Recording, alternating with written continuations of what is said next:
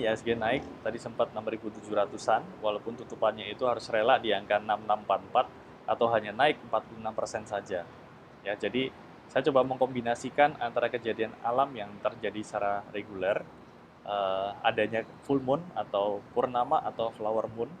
Ya, kita coba kaitkan dengan untuk timing reboundnya IHSG dan pada akhirnya hari ini terjadi gitu ya. Jadi di hari Jumat lalu setelah saya beli saham Bank Mandiri, mungkin di sini sahabat-sahabat yang lain juga ada yang ikut.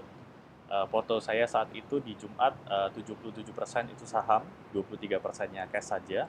Nah, hari ini pasca kita sudah melihat indeksnya naik, Mandiri juga naik, saya melego setengah dari saham Bank Mandiri saya. Jadi per posisi sore ini itu portofolio saya sahamnya sisa 56% dan cash-nya itu di 44% gitu ya.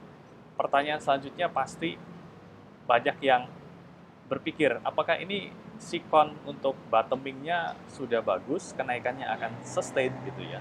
Nah, sebenarnya tidak.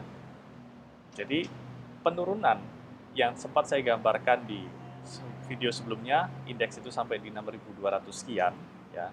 Saya masih believe arahnya masih ke sana, gitu ya. Walaupun diikuti adanya kenaikan kecil seperti hari ini, dan mungkin besok pun untuk indeks masih naik, gitu ya. Jadi per besok saya juga berencana untuk melego habis saham Bank Mandiri yang kemarin Jumat saya beli cukup banyak, gitu ya.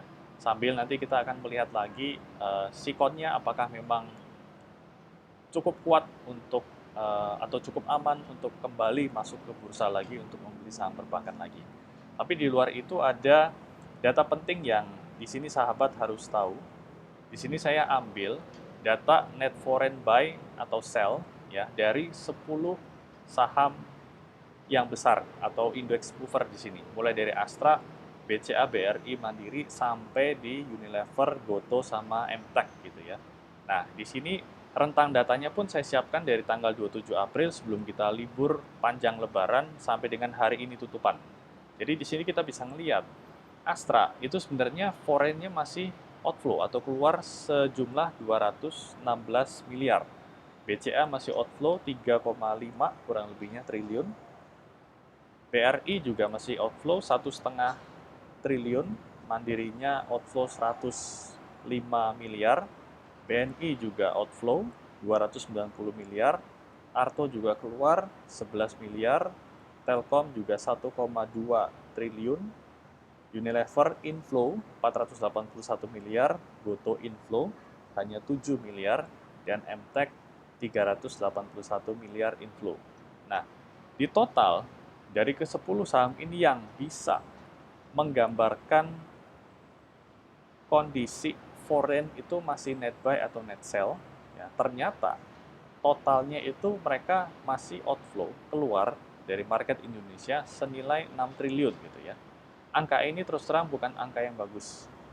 Terlebih lagi kalau kita melihat beberapa data ekonomi di sini yang sudah saya siapkan juga.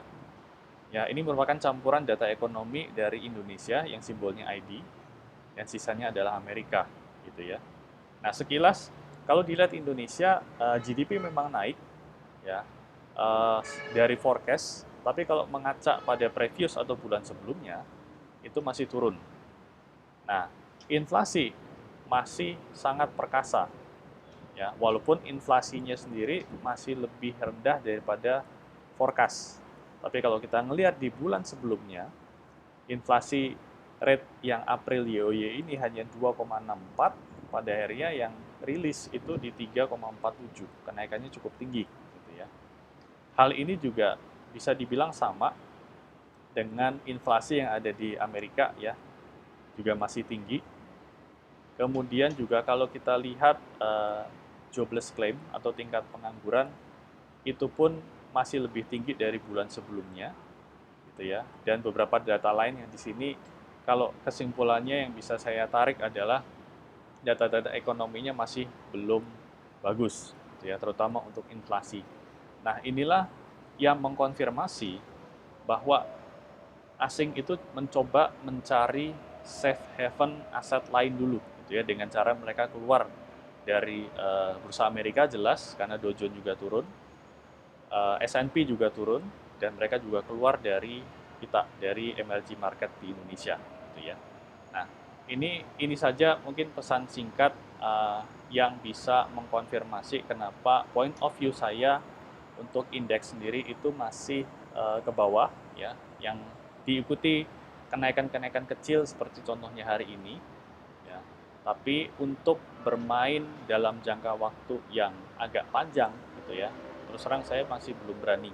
Terbukti dari seminggu terakhir ini posisi saya itu juga bisa dibilang swing choppy gitu ya, kadang masuk terus besoknya keluar atau 2 hari keluar.